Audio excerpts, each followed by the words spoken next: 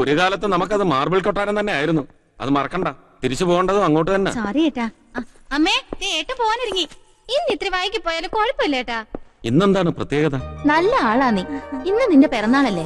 രാവിലെ അയ്യപ്പന്റെ അമ്പലത്തിൽ പോയി. വരുന്ന വഴിക്ക് വെജിറ്റബിൾ മാർക്കറ്റിൽ ഒന്ന് കേറി. ഹാപ്പി ബർത്ത്ഡേ ഏട്ടാ. Thank U.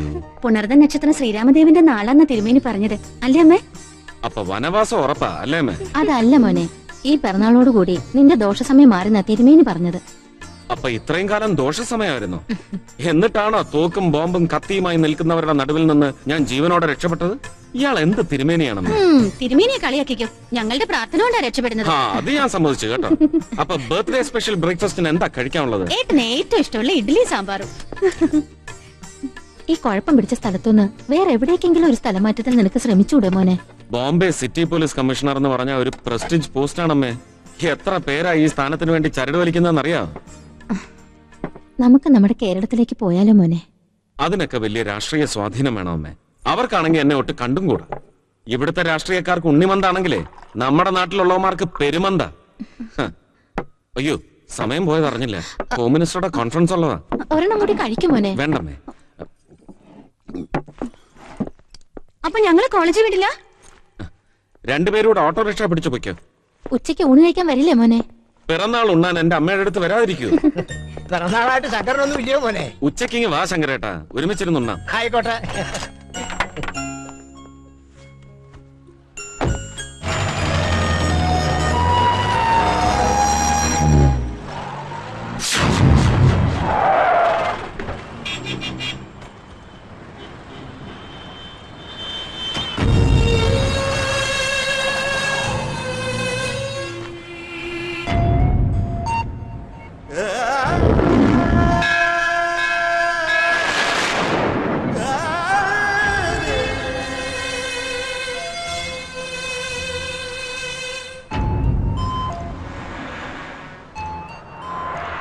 भाई साहब, ये पुराना वसाहत पे जो रहता था उन लोग कहाँ हैं? मुझे मालूम नहीं।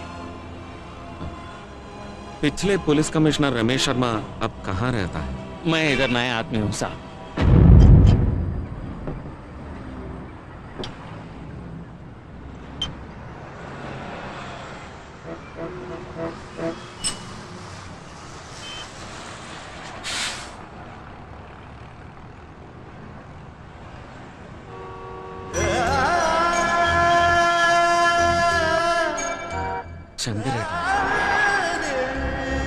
ശങ്കരേട്ടാ, ആരാ? മനസ്സിലായില്ല. ശങ്കരേട്ടാ, ഞാൻ ആരാന്നാ പറഞ്ഞത്?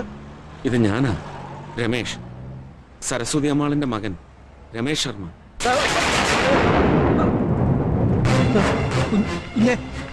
കുഞ്ഞിതെവിടായിരുന്നു? മോൻ മരിച്ചു പോയാന്നും പറഞ്ഞു പോലീസുകാരെല്ലാം കൂടെ ഇവിടെ കൊണ്ടുവന്ന് ശവം അടക്കി തന്നല്ലോ. എന്നിട്ടിപ്പോ എന്റെ കൺമുമ്പിൽ ജീവനോടെ. ഇതെന്താ കുഞ്ഞാകെ കറുത്ത് കരിക്കട്ട പോലെ? അതൊക്കെ പറയാം ശങ്കരേട്ടാ. ഞങ്ങളുടെ വീട് 5-8 വർഷം മുമ്പ് അഗ്രഹാരങ്ങളൊക്കെ ഇടിച്ചു നിരത്തി വലിയ ഹോട്ടലാക്കി.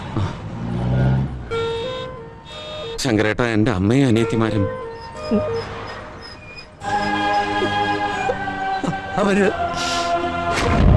അവരെവിടെ? അവർക്ക് എന്ത് പറ്റി? ഞാൻ എങ്ങനെ മോനോട് പറയും? ദൈവമേ, നീ എന്നെ കൊണ്ട് തന്നെ ഇത് പറയിക്കുന്നല്ലോ. മോനെ കാണാതായിട്ട് പിറ്റേ ദിവസം ശരണ്യമോടെ ശവം കടപ്പുറത്തുള്ള പാലക്കെട്ടിൽ നിന്ന് കിട്ടി. സൗമ്യമോളെ കുറിച്ച് ഒരറിവും ഇതുവരെ ഇല്ല. ശരണ്യമോടെ ശവം കണ്ടതോടെ അമ്മ ബോധം കെട്ട് വീണു. ബോധം തെളിഞ്ഞപ്പോ സരസ്വതിയമ്മയുടെ സമനില തെറ്റിയിരുന്നു. കുറെ നാൾ ഇവിടെ കരഞ്ഞിരിഞ്ഞ് നടന്നു. ഒരു ദിവസം മോന്റെ ആ വക്കീൽ കൂട്ടുകാരൻ ഒന്ന് കൂട്ടിക്കൊണ്ടുപോയി. പിന്നെ എനിക്കൊന്നും അറിഞ്ഞുകൂടാ.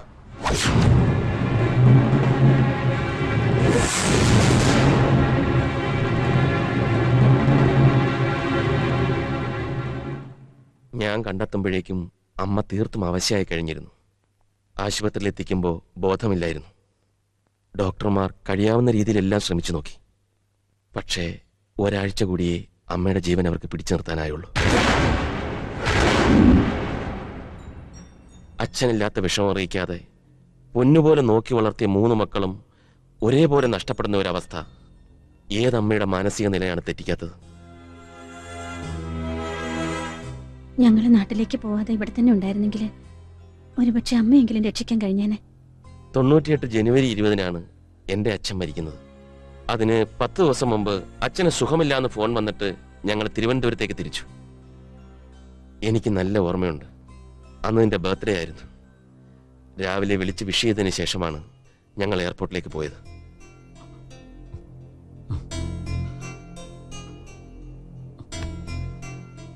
എന്റെ ശ്യാമമോളെ കുറിച്ചെങ്കിലും എന്തെങ്കിലും വിവരം? ഒരു വിവരവും ഇല്ല. റെയിൽവേ ട്രാക്കിൽ നിന്റെ മൃതദേഹം കണ്ട വിവരവും ശരണ്യയുടെ മരണമൊക്കെ കൂട്ടി വായിച്ചപ്പോൾ എന്തോ ദുരൂഹതയുണ്ടെന്ന് എനിക്ക് തീർച്ചയായിരുന്നു. ഇതേപ്പറ്റി ഞാനും ഹേമയും കൂടി കോടതി ചെന്ന് മറ്റു വക്കീലന്മാരോട് ആലോചിച്ചു. അവര് പറഞ്ഞ വിവരം അതിലും ഞെട്ടിക്കുന്നതായിരുന്നു.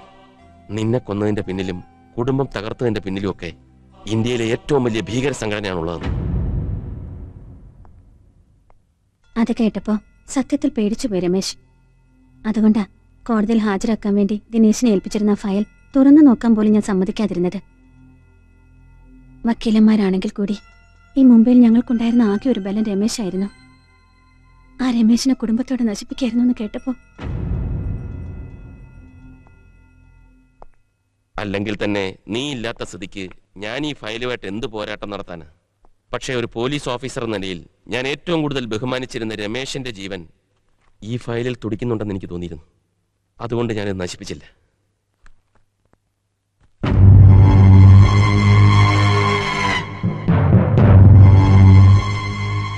ആർക്കും മനസ്സിലാകാതിരിക്കാൻ വേണ്ടി നീ വേഷം കെട്ടിയെന്നാ ഞാൻ ആദ്യം വിചാരിച്ചത്.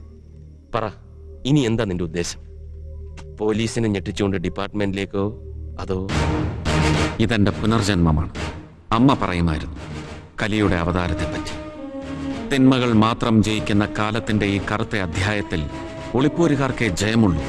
പോലീസും ഭരണാധികാരികളും എന്തിന് നീതിന്യായ കോടതി പോലും മുഖം മൂടി അണിഞ്ഞ സാധാരണക്കാരനെ കബളിപ്പിക്കുന്ന ഈ നാട്ടിൽ സത്യത്തിനു വേണ്ടി സ്വന്തം അമ്മയും സഹോദരിമാരെയും ബലി കൊടുത്ത സിറ്റി പോലീസ് കമ്മീഷണർ രമേശ് ശർമ്മയെ ഇവിടെ ആർക്കും ആവശ്യമില്ല. മറിച്ച് അധർമ്മത്തിന്റെ മുഖമടച്ച് അടികൊടുക്കുന്ന ബ്ലാക്ക് എന്ന കലിയാണ് ഈ നാടിന് ആവശ്യം.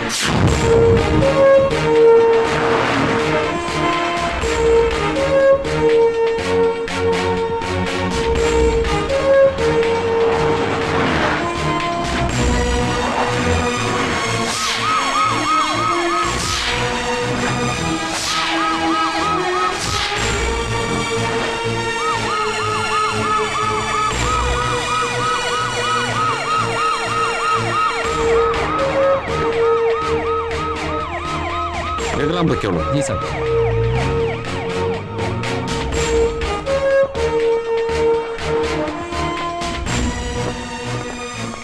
Where's the coffee shop? Website sir. Ramesh साहब है ना? हाँ. मीनाक्षी मैडम अंदर वेट कर रहा है. आइए साहब, मैं दिखाता हूँ. Thank you. കമ്മീഷണർ എന്ന് പരിചയപ്പെടാമെന്ന് കരുതിയ ഞാൻ ഇങ്ങോട്ട് വന്നത്. ഇന്നിന് വരില്ലായിരിക്കും അല്ലേ? വരൂ, നീ ഒന്ന് അടങ്ങ്. ഇന്നെന്തോ ഒത്തിരി കാര്യങ്ങൾ എന്നോട് പറയാനുണ്ടെന്നാ പറഞ്ഞത്.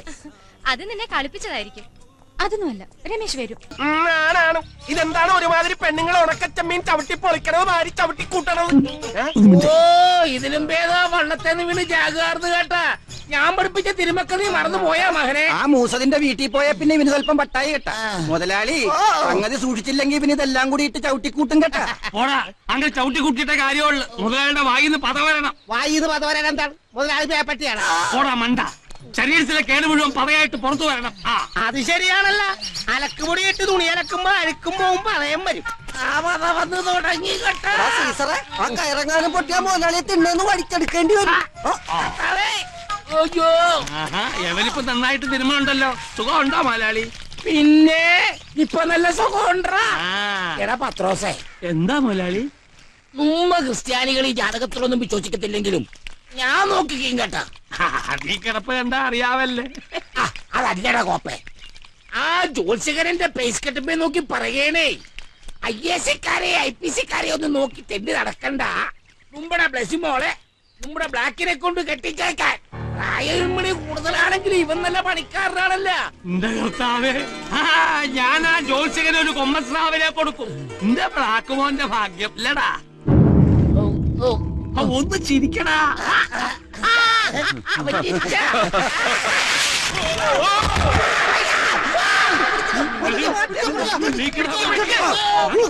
അയ്യോ മുതലാളി ചത്ത്.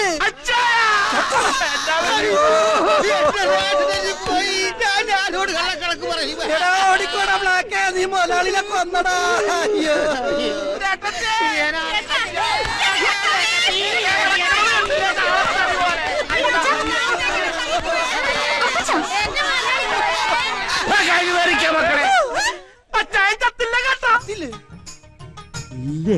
ഞാൻ ചത്തന്ന് കണ്ടപ്പോ എന്തൊരു സന്തോഷം.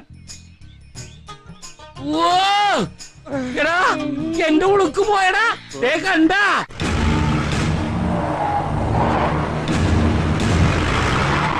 മുതലാളിയെ കൊന്നില്ലല്ലേ, പിന്നെന്തിനാണ് പോലീസ് വന്നത്? എനിക്കൊല്ലാഞ്ഞത് കൊണ്ടായിരിക്കും. ആ സാറുമാരൊക്കെ വന്നേ. ഈ ഒത്തിരി പേരുണ്ട് കേട്ടോ. വല്ലതും ഉണ്ടാക്കി വെച്ചിട്ടുണ്ടോ വിചാരിച്ചേ? തരകന്റെ വീടല്ലേ ഇത്?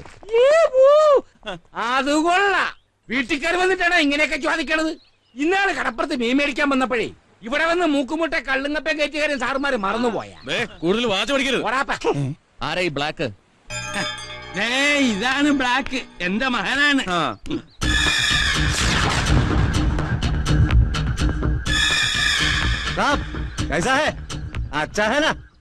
അച്ഛനല്ല അപ്പൻ. എന്നതാണ് യോ വല്ല തല്ലും ഉണ്ടാക്കി? ഞാനൊന്നും ഉണ്ടാക്കിയില്ലപ്പാ. കേട്ടേ. പിന്നെന്തിനാണ് സാറേ ഇവനെ തിരക്കണത്? ഇവനൊരു പാവം മന്ദബുദ്ധി പയ്യനാണ് കേട്ടാ. ഇവൻ നിങ്ങൾ ഉദ്ദേശിക്കുന്ന മന്ദബുദ്ധിയൊന്നുമല്ല. മുംബൈ വന്ന് രണ്ടുപേരെ കൊന്നിട്ടേ ഇവിടെ വന്ന് നാടകം കളിക്കുക. ഇത് കേട്ടാടാ, ഈ മന്ദബുദ്ധി ബോംബെക്ക് പോയി രണ്ടുപേരെ കൊന്നെന്ന്. ഒയ്യാരിയോ ഹൊയ് അല്ല പോവാ. ഇവൻ ആരെയാണ് കൊന്നത്? കൊന്നെന്നാ? ആരെ? ഈ പാമ്പ എന്ന് പറയുന്നത് ഏത് തുറയിലാണപ്പാ? മതി മതി കളിച്ചത്. നിങ്ങൾ വിചാരിക്കുന്നത് പോലെ ഇവൻ ബ്ലാക്ക് അല്ല. 10 വർഷം മുമ്പ് മുംബൈയിൽ നിന്ന് കാണാതായ രമേശ് ശർമ്മ IPS ആണ്. ഇവൻ ഇവിടെ ഒളിവിൽ കഴിഞ്ഞിട്ട് അവിടെ വന്ന ആളുകളെ കൊല്ലുകയാണ്. എന്തോ എന്തോ പോഴത്തം പറയണത് കേട്ടാ. അല്ലടുത്ത് അംശം ചോദിക്കട്ടെ സാറേ, നിങ്ങൾ ഇപ്പൊ എവിടുന്നാണ് വരണത്? പോലീസ് കച്ചേരിന്ന് അതാ പിരാന്ത ആശുപത്രിന്നാ? നിങ്ങൾ വെറുതെ പ്രശ്നമൊന്നും ഉണ്ടാക്കരുത്. ഇവർ മുംബൈയിൽ നിന്ന് പ്രത്യേക ഓർഡറുമായിട്ട് വന്നിരിക്കുന്നത്. എന്തോന്ന് വിളിച്ച ഓർഡർ? ഈ കടലിൽ മീൻ പിടിച്ചു കിടക്കുന്ന ഈ പാവത്തിനെ പിടിച്ചാണ്ട് പോയി ഉരുട്ടി കൊല്ലാന്. അത് ഈ തരകന്റെ തുറ നടക്കത്തില്ല സാറേ. ബോംബെയിലെ പോലീസ് മന്ത്രി നമ്മുടെ കുമാരൻ സാറല്ലേ? ഞാൻ അയാളെ ഒന്ന് വിളിച്ചു നോക്കട്ടെ. എടാ മൈലി, ആ ഫോണിങ് കട്ടെടുത്ത്. പ്രയോജനം ഉണ്ടാവും തോന്നില്ല. കുമാർ സാറ് പറഞ്ഞിട്ടാണ് ഞാൻ ഇവനെ അറസ്റ്റ് ചെയ്യാൻ വന്നത്. ആ കുമാർ സാറിന്റെ മകള് മീനാക്ഷിയാ പറഞ്ഞത് ഇവനിവിടെ ഉണ്ടെന്ന്.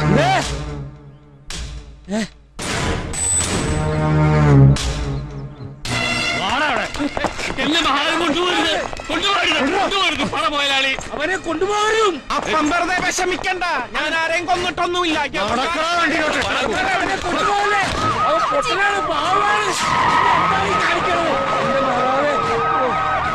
എന്റെ കർത്താവേ,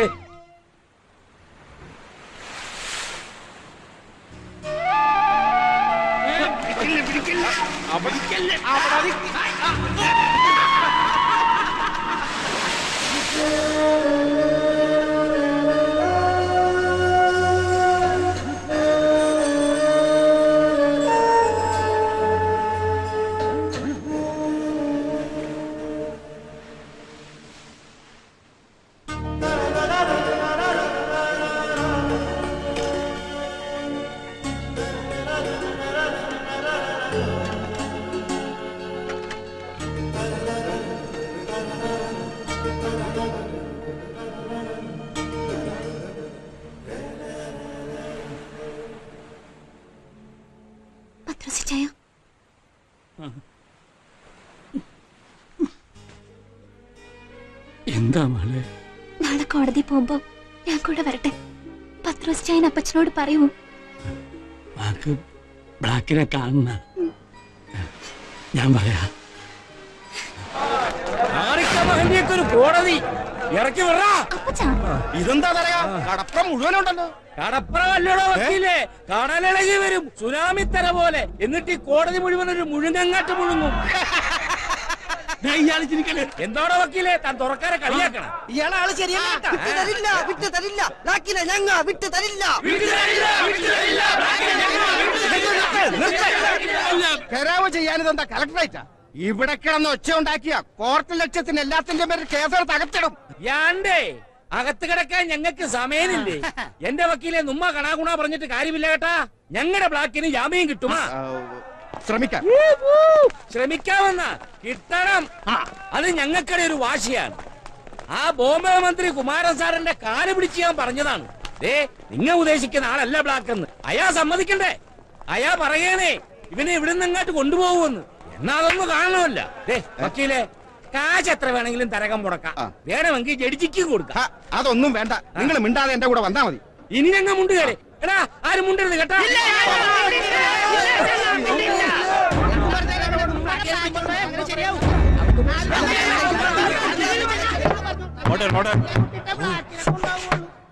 എന്താ കോടതിയിൽ ഇത്ര വലിയ ബഹളം? അല്ല ഞങ്ങൾ തുറക്കാരും മൊത്തം ഇങ്ങോട്ട് വന്നിട്ടുണ്ടേ. ഞങ്ങളുടെ മകനെ കൊണ്ടുപോകേണ്ടത് ഞങ്ങളുടെ ആവശ്യമാണല്ലോ. Silence please. മിണ്ടാതിരിക്കാൻ. Yes proceed mister prosecutor. Your honour, പ്രതിക്കൂട്ടിൽ നിൽക്കുന്ന ബ്ലാക്ക് എന്ന് വിളിക്കുന്ന ഈ വ്യക്തി 10 വർഷങ്ങൾക്ക് മുമ്പ് ബോംബെയിൽ നിന്ന് കാണാതായ city police commissioner Ramesh Sharma IPS ആണെന്ന കാര്യത്തിൽ യാതൊരു സംശയമില്ല.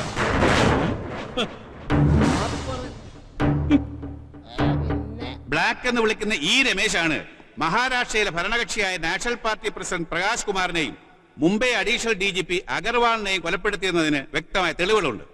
ഈ തെളിവുകൾ പ്രകാരം ഇയാൾക്ക് വധശിക്ഷ വരെ കിട്ടാവുന്നതാണ്. അത് ബോധ്യപ്പെടുത്തുന്ന രേഖകൾ അങ്ങയുടെ പരിശോധനയ്ക്കായി സമർപ്പിക്കുന്നു.